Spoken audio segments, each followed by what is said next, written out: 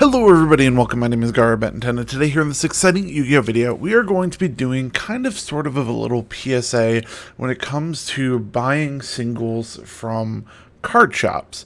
And this is going to be kind of a different video than I've done in the past where I mostly do deck profiles and stuff, but we're talking about how to be smart when you're trying to buy singles from a card shop. And so, how did this video idea spark? Well, today I went out to lunch with my family, and my older brother's in town, and he doesn't really get to play Yu-Gi-Oh very often, even though he really enjoys playing Yu-Gi-Oh.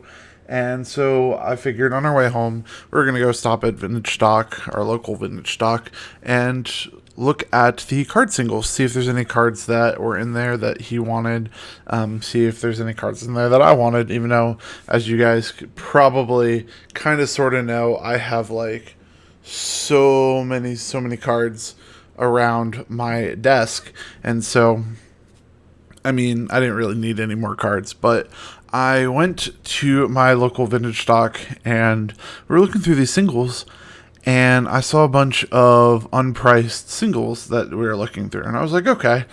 Looking at them, there are some pretty good cards that we're going to look at here in a little bit, but I'll show you all the cards that I picked up today. But then when we go to check out, I thought they were going to be like, okay, they're going to look up the price when I got to the register, and they were like, no, any card that's not marked is 50 cents. And I'm sitting here and I'm looking at some of the cards, and I don't say anything about it because their store, they're a big retailer, and I'll talk a little bit about why I don't feel terrible about this, other than they're kind of a chain retailer and you shouldn't really feel bad about that. But we checked out and they said that unmarked cards were 50 cents. I was like, okay, so I did my checkout, and then I went back later and looked through the singles, and I thought that would have kind of thrown off the manager, because the manager was the one who checked me out the first time, but no, he said that unmarked cards were 50 cents.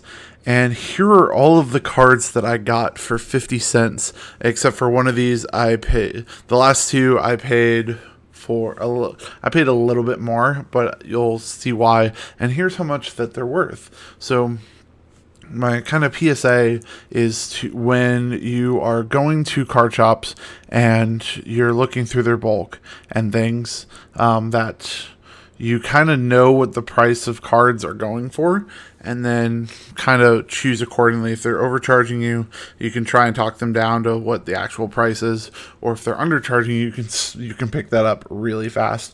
And after we go through the cards, I'll kind of explain why I don't feel terrible about doing this.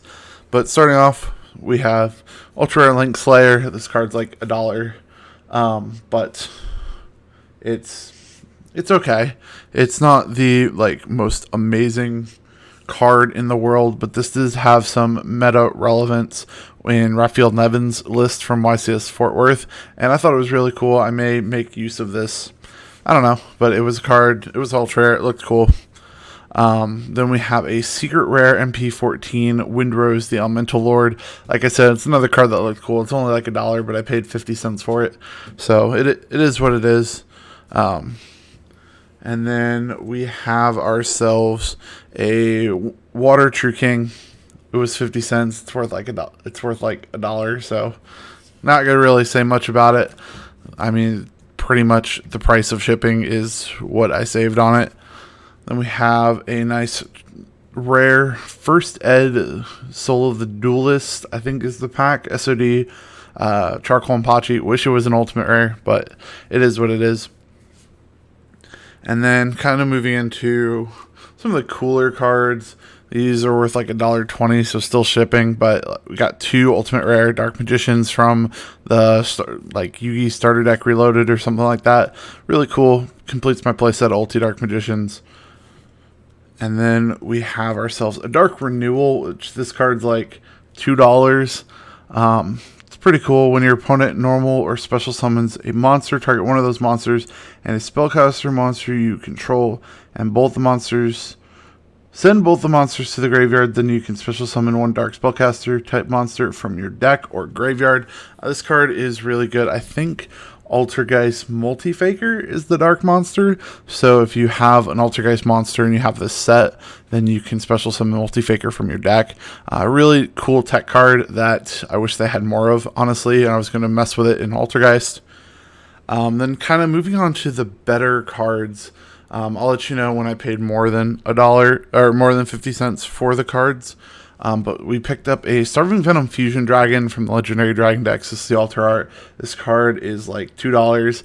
Paid 50 cents for it. Still only kind of paying shipping, but prices are gonna go up from here.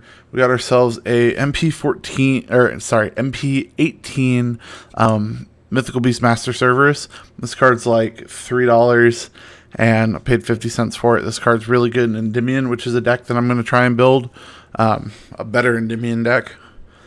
And then we have an Ultimate Rare Hyper Psychic Blaster, which this card in its like light play condition, and it's an unlim, is like $3, but we paid 50 cents for it. And it's a really cool card. It's going to probably go on my trade binder because it is an Ultimate Rare, and it is kind of an older Ultimate Rare.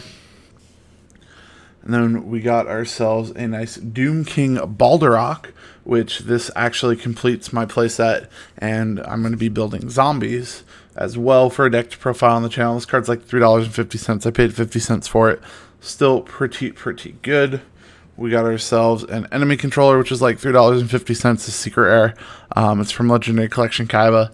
Not too uncommon, but it is a secret rare Enemy Controller. This card was used in Salad, so pretty good. Then moving on, we got a Zodiac Barrage for 50 cents, which this card's worth like $4. And basically this is going to be going in a experimental Time Thief deck that I'm trying to put together. Help summon out a Zodiac monster so you can get 2 level 4s on the board to make Redoer. And then kind of the cooler cards that we got ourselves a Horus the Black Flame Dragon level 8. This card's worth like $5 and got it for 50 cents. And oh my god, this card looks amazing. And this card actually goes with one of the other cards that we got that I'll show you here in a little bit. But yeah, this card is really cool.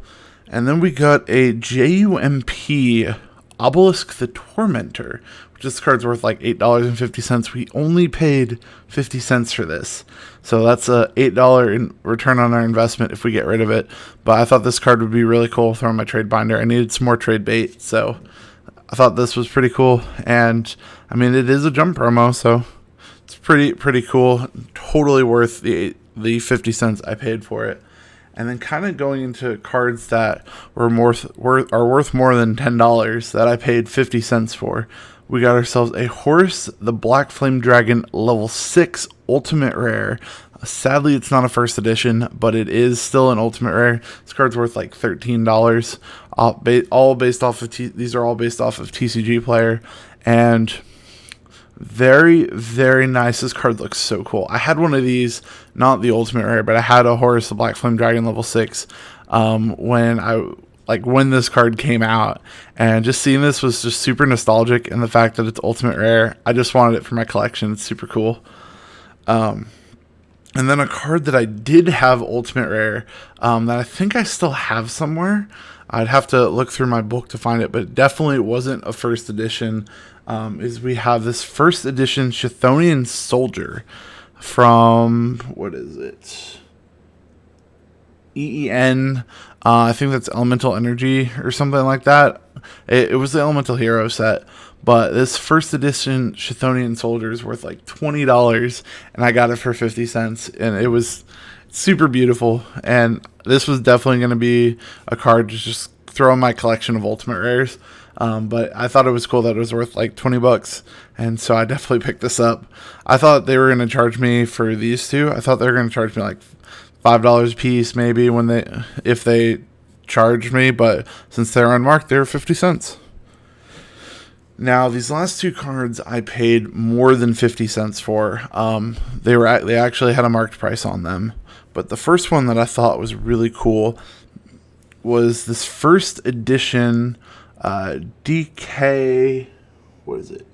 DPKB, so it's dual spec Kaiba. I believe, is the pack that this came out of, but the first edition Crush Card Virus.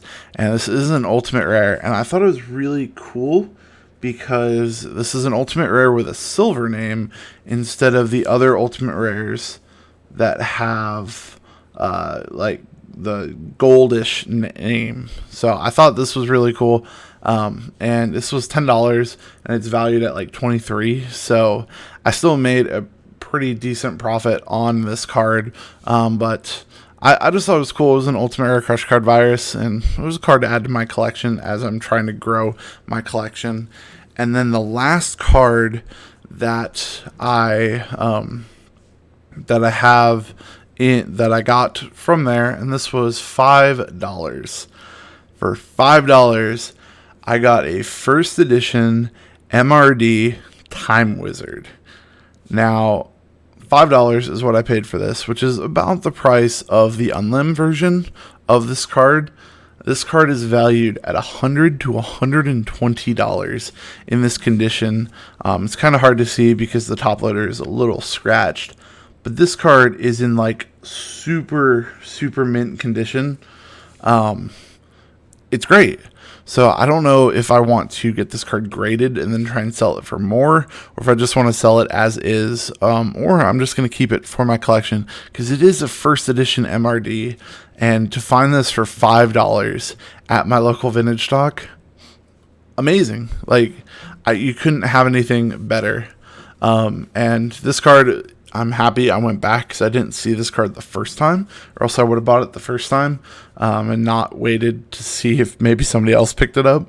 But basically, the reason why I don't feel terrible about doing this to a local store is because they have in their display case a DDS Blue Eyes on sale for $800.